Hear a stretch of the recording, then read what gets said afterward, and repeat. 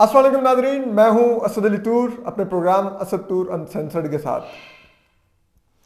کل واقعہ ہوا ہے جو ایک سری لنکن شہری کو جس طرح سے مارا گیا ہے، ان کی جان لی گئی ہے، اس کے بارے میں ہم آپ کو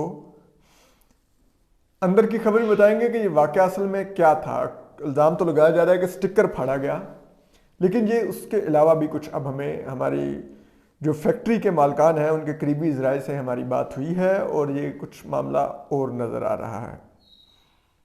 جبکہ اس کے علاوہ ہم آپ کو آج بتائیں گے کہ پاکستان آج جس دلدل میں گرا ہوا ہے اس کے ذمہ دار کون ہیں، ہم آپ کو ان کا بتائیں گے، اور کس طرح سے اس ملک کے ساتھ کھیلا گیا ہے اپنی ذات کے لیے، اپنے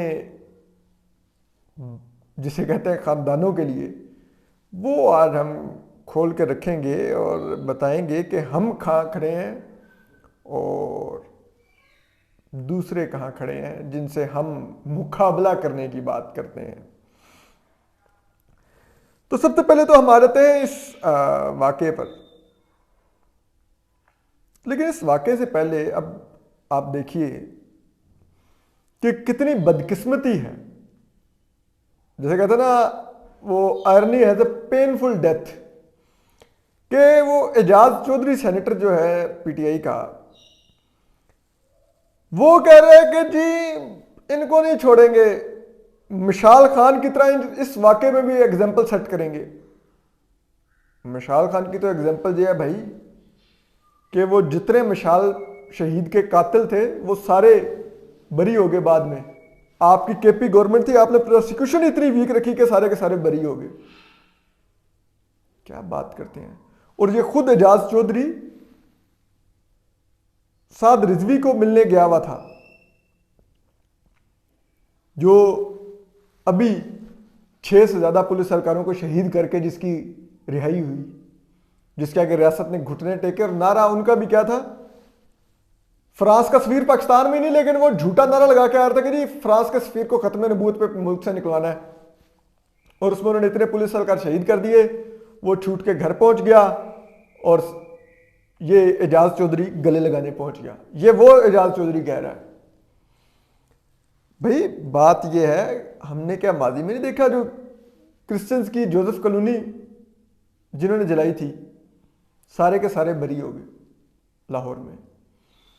وہ کوٹ رادھا کرشن میں وہ جو کرسچن کپل، کیا ہم نے نہیں دیکھا کس طرح سے ان کو مار مار کے ان کی بعد میں ان کی ڈیڈ باڈیز کو بھی اینٹوں کے بھٹے کے اندر پھینک کے جلایا گیا؟ اس سے زیادہ بھی جنونیت ہو سکتی ہے؟ وہ بھی ایک مولوی نے جھوٹا الزام لگا کے مسجد سے اعلان کر دیے تھے۔ کیا ہم نے رحیم یار خان میں مندر جلانے کا نہیں دیکھا واقعہ؟ کیا تھا وہ بچہ بیچارہ، ان کا ذہنی معذور بچہ وہاں پر واش روم یوز کرنے چلا گیا مسجد کا، مدرسے کے مولوی نے کہا جلا دو، پورا مندر جلا دیا۔ کیا ٹانک اور بنو میں ہم نے مندر جلانے کے واقعات نہیں دیکھے؟ کیا ہو گیا کسی کا؟ اسی سیالکوٹ میں کیا ہم نے وہ 2 بھائی مغیث اور منیب نہیں دیکھے؟ اسی ہجوم کا تم مار مار کے شہید کرتے؟ کیا ہوا؟ کہاں پہ گئے وہ؟ کس کو سزا ہوئی؟ تو خدا را چھوڑیے نا۔ اور ہمیں یہ بھی پتا ہے کہ یہ جو اس وقت تمام مذمتی بیانات اور سب کچھ جاری ہو رہا ہے، یہ سب ڈھونگ ہے۔ آپ مجھے بتائیے، کیا یہ ریاست آپ کو، یہ حکومت آپ کو یقین دہانی کرا سکتی ہے؟ یہ سو کالڈ علماء کرام جو بیٹھ کے اس وقت مذمتیں کر رہے ہیں، مگرمچھ کے آنسو بہا رہے ہیں کہ جی یہ ناحق خون ناحق ہو گیا، اور یہ اسلام نہیں کہتا، اور یہ پاکستان نہیں، اور یہ نہیں وہ نہیں، کیا ان کے ان پیغامات کے بعد آپ پورے یقین سے دل پر ہاتھ رکھ کے کہیے کہ کیا یہ آخری واقعہ ہے؟ اس کے بعد کبھی کوئی جھوٹا توہین مذہب کا الزام لگا کے اس ملک میں کوئی شہری نہیں مارا جائے گا یا کوئی غیر ملکی نہیں مارا جائے گا؟ آپ بتائیے کیا کہہ سکتے ہیں؟ آپ کو پتہ ہے یہ آنے والے دنوں میں بھی یہ واقعات ہوں گے، تو پھر کون ان واقعات کا تدارک کرے گا؟ اس پر بھی آتے ہیں، لیکن پہلے اب ہم بات کرتے ہیں کہ یہ جو سری لنکن شہری تھا، یہ 11 سال سے پاکستان میں کام کر رہا تھا اس راجکو گروپ کے ساتھ. اور یہ جن لوگوں نے اس کو مارا ہے, قتل کیا ہے, یہ جو فیکٹری ملازمین تھے, انہوں نے 8-10 دن پہلے بھی ایک ہڑتال کی تھی. یہ اسی قسم کا ڈرامہ کرتے تھے, بلیک میل کرتے تھے یہ مزدور جو تھے, اور پریشر ڈالتے تھے. وہ کام مانگتا تھا یہ جواب میں, پریشر ڈالتے تھے ہڑتالیں کر کے کچھ. کل یہ صبح اس کے دفتر میں گئے ہیں, اور دفتر میں جا کے ڈنڈے وغیرہ ان کے پاس تھے. انہوں نے پھر وہی کام سے انکار, اور وہ اس نے تلخ کلامی ہوئی وہاں پہ. تلخ کلامی میں ان میں سے ایک نے ڈنڈا مارا اس مینیجر کو جو سری لنکن تھے. وہ ان کے سر میں لگا, ان کی ڈنڈا سر میں اتنی زور کا لگا کہ ان کا موقع پر ڈیتھ ہوگی. تو جب ان کو آئیڈیا ہوا کہ یار یہ تو ہم سے بندہ مارا گیا, تو انہوں نے کہا کہ جو 4-5 اس کمرے میں موجود تھے, انہوں نے کہا کہ چلو جی فوری طور پہ اس پہ توہین مذہب ڈال دو.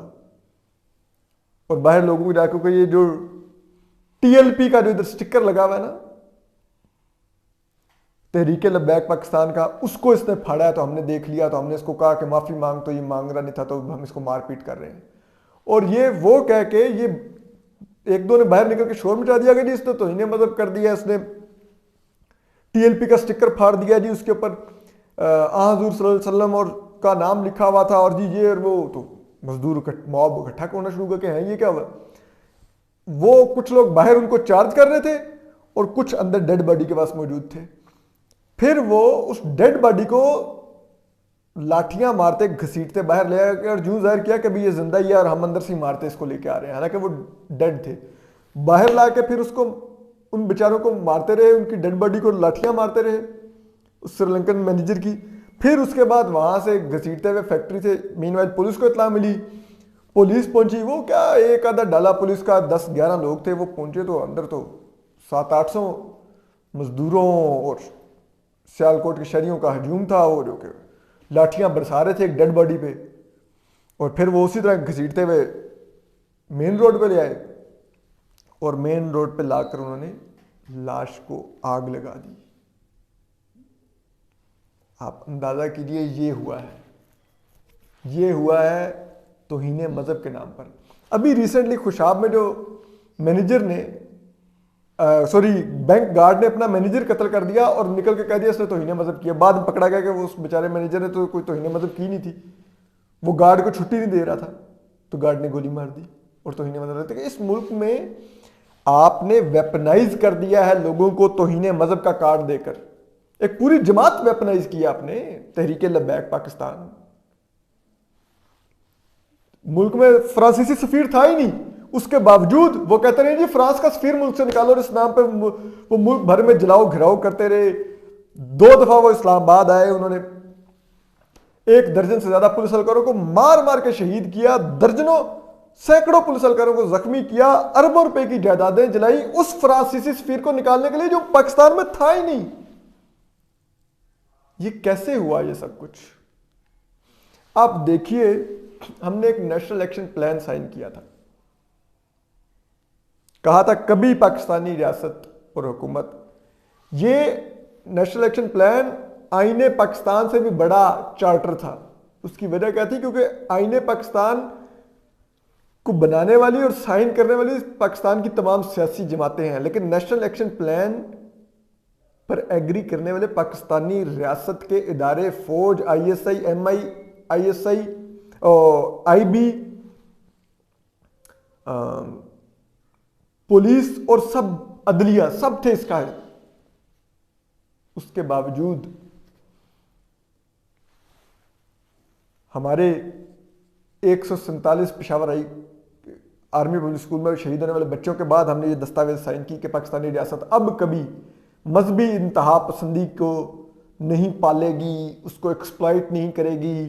بیرون ملک ہم اپنی جسے کہتے ہیں وہ مسلس شو کرنے کے لیے ملیٹنٹس نہیں بھیجیں گے. اندرون ملک ہم پاکستانی معاشرے کو بلیک میل کرنے کے لیے, سیاسی جماعتوں کو جوڑ توڑ کرنے کے لیے مذہبی انتہا پسند گروہوں کی پرورش نہیں کریں گے.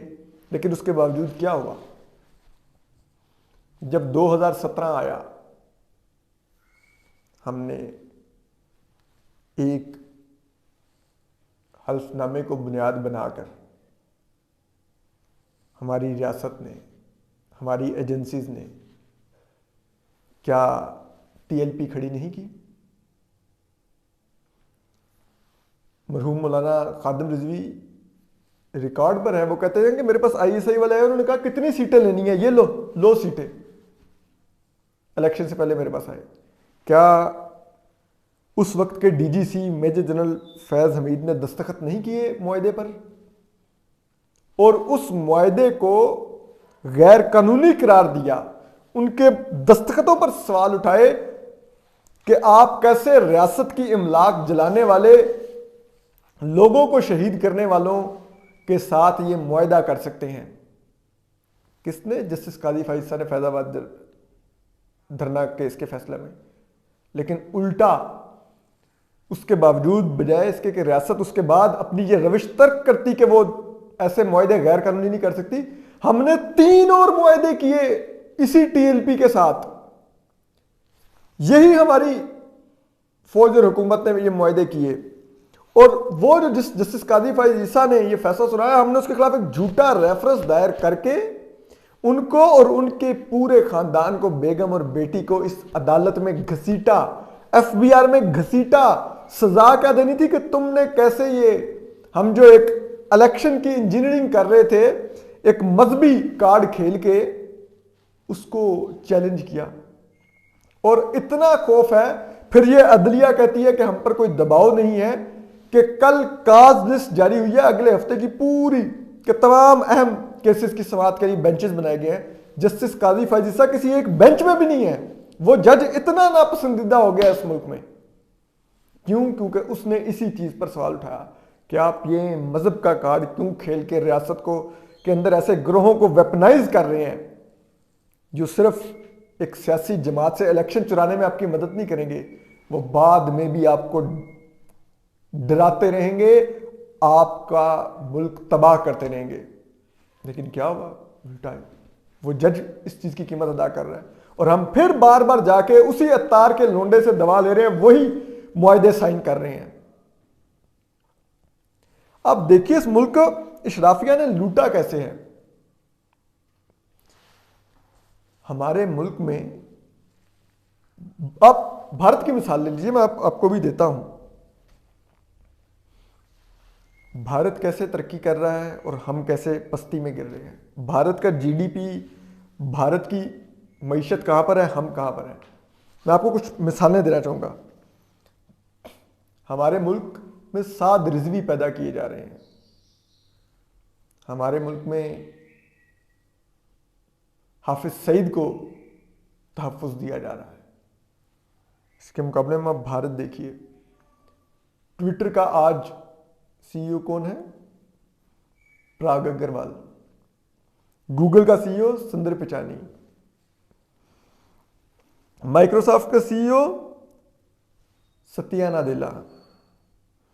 آئی بی ایم کا سی ای او اروند کرشنا۔ اڈوب جو ہمارے یہ فوٹو شاپ اور دیگر سافٹ ویئر جو ڈیزائننگ کے بناتے ہیں، اس کا سی ای او شانتانو نارائن۔ وی ایم ویئر کا راگھو راگرم۔ ویمیو جو ایک ویڈیوز کی ایپ ہے، Anjali Sood. Google Cloud Thomas Kurian. NetApp George Kurian. Palo Alto network Nitish Arora. پھر آپ دیکھیے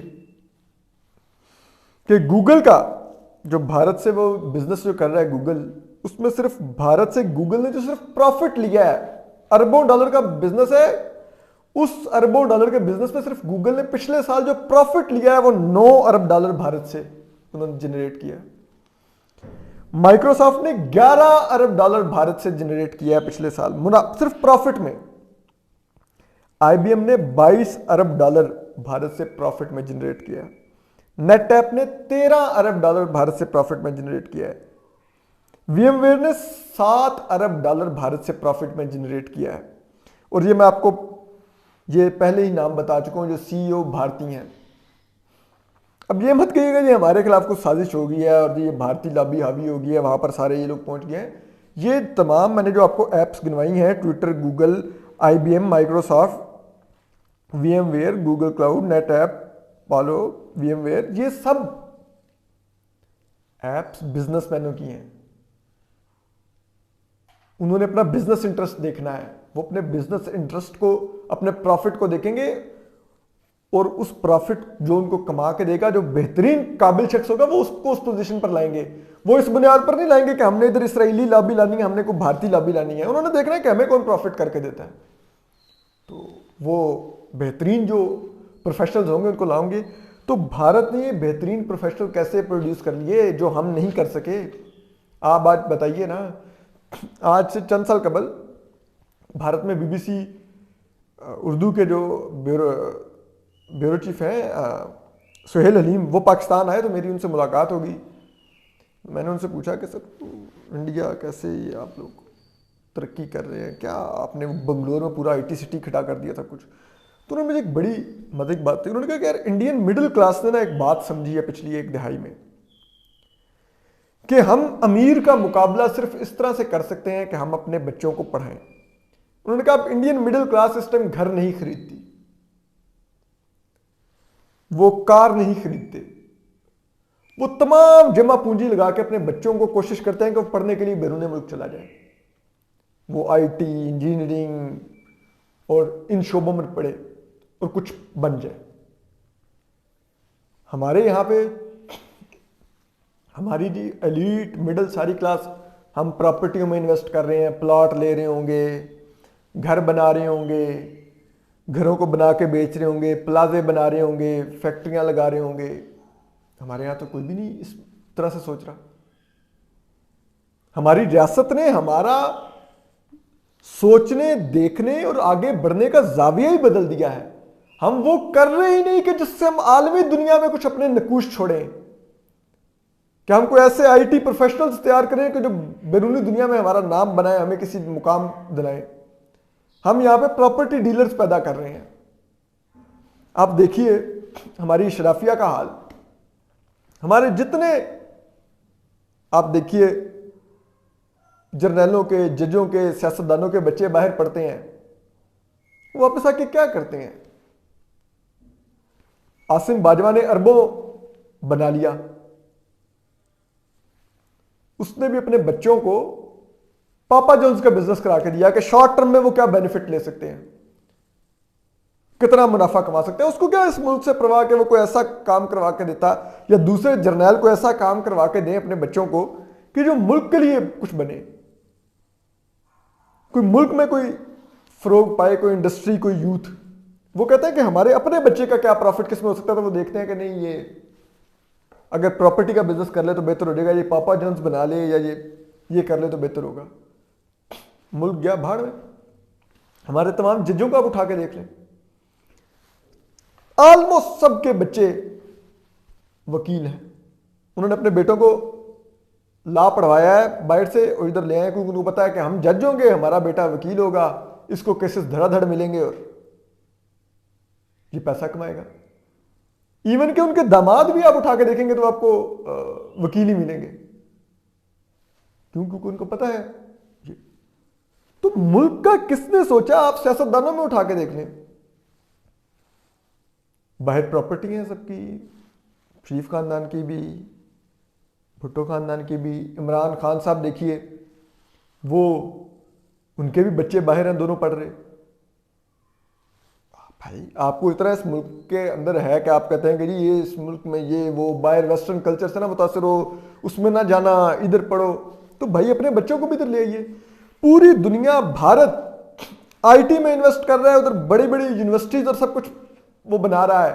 بنگلور میں پورا IT سٹی کھڑا کر دیا, یہاں پہ عمران خان صاحب روحانیت کی یونیورسٹی بنا رہے ہیں. بھائی اپنے بچے لاؤ UK سے, یہاں پہ روحانیت یونیورسٹی میں پڑھا لو. پوری دنیا IT, میڈیکل, ان شعبوں میں ریسرچ کر رہی ہے. ہمیں وہ وزیر اعظم لا کے دیا گیا جو کہہ رہا ہے کہ جی آپ ریسرچ کریں یونیورسٹیوں والے کہ جو ویسٹرن کلچر ہے یہ پاکستانی فیملی سسٹم کو تباہ تو نہیں کر رہا. یار جہالت کی کوئی انتہا ہوتی ہے. اتنی چھوٹی سوچ کے لوگ اگر آ جائیں گے جو صرف یہ دیکھیں گے کہ ہم نے یہ 2018 کا الیکشن مینیپولیٹ کرنا ہے, ان کو یہ پرواہ ہی نہیں کہ ہم وہ جن بوتل سے نکالنے لگے جو پورا ملک تباہ کر دے گا, تو پھر پیچھے بچے گا کیا؟ اس ملک کا کس نے سوچا کہ وہ اس سائڈوں پر انویسٹ کرتا؟ یہاں پر ان تنظیموں سے جس کے خلاف ایک سپریم کورٹ نے فیصلہ دے دیا, اس سپریم کورٹ کے فیصلے پر عمل درآمد کی بجائے مزید غیر قانونی وہی معاہدے کیے گئے. عمران خان صاحب نے کہا کہ نہیں ہم معاہدہ کریں گے, ہم ڈٹ جائیں گے, اس دفعہ اسٹیٹ کی ریٹ بحال کریں گے. آرمی چیف نے بلوا لیا مفتی منیب کو, وہ سلانی ٹرسٹ والے مولانا بشیر کو اور عقیل کریم ڈھیڈی کو. انہوں نے جا کے معاہدہ کر لیا, حکومت منہ دیکھ رہی ہے کیا ہو رہا ہے. اور پھر وہ بریفنگ میں کہہ دیا ادھر کے لیے وہ کیا کرتے, ان کے پاس تو جو نعرہ ہے اس پہ شرابی اور حاجی دونوں ایک ہو جاتے ہیں, ختم نبوت کا, تو ہم ان سے لڑ تو نہیں سکتے تھے. یہ ریاست کی حال ہے, آپ لڑ نہیں سکتے, پال سکتے ہیں ان لوگوں کو. اور پھر یہ سوچ اب ہمارے اندر اتنی زیادہ پھیلتی جا رہی ہے کہ ہم اس کی نام پہ سڑکوں پہ لوگوں کو جلا رہے ہیں, قتل کر رہے ہیں, اور ریاست ابھی بھی ان کا سدباب کرنے کی کوشش نہیں کر رہی, بلکہ ایسی سوچ کی نمائندہ تنظیموں جو اس سوچ کی تبلیغ کرتی ہیں, اس سوچ کو آگے بڑھاتی ہیں, ان کو ہماری اسٹیبلشمنٹ اور یہ حکومت کہہ رہی ہے نہیں ان کو مین سٹریم کریں, ان کو آپ الیکشن لڑوائیں, ان کو کالے عدم سے ہٹا کے واپس ان کو الیکٹرل پارٹی بنا دیا, وہ اگلے الیکشن میں حصہ لیں گے. اور یہ آپ سارے مگرمچھ کے آنسو بنا رہے ہیں کہ نہیں چھوڑیں گے جنہوں نے سری لنکن شہری کو ناحق قتل کیا ہے, نہیں چھوڑیں گے, یہ جی دیکھیں جی وہ کم آن, یہ کہنا چھوڑ دیجئے, ہمیں پتہ ہے آپ کیا کریں گے, یہ سب چھوٹ جائیں گے, اور آپ پھر انہی جماعتوں کے پیچھے کھڑے ہوں گے, انہی کو استعمال کر رہے ہوں گے. اپنا خیال رکھیے, سلامت رہیے, اللہ حافظ.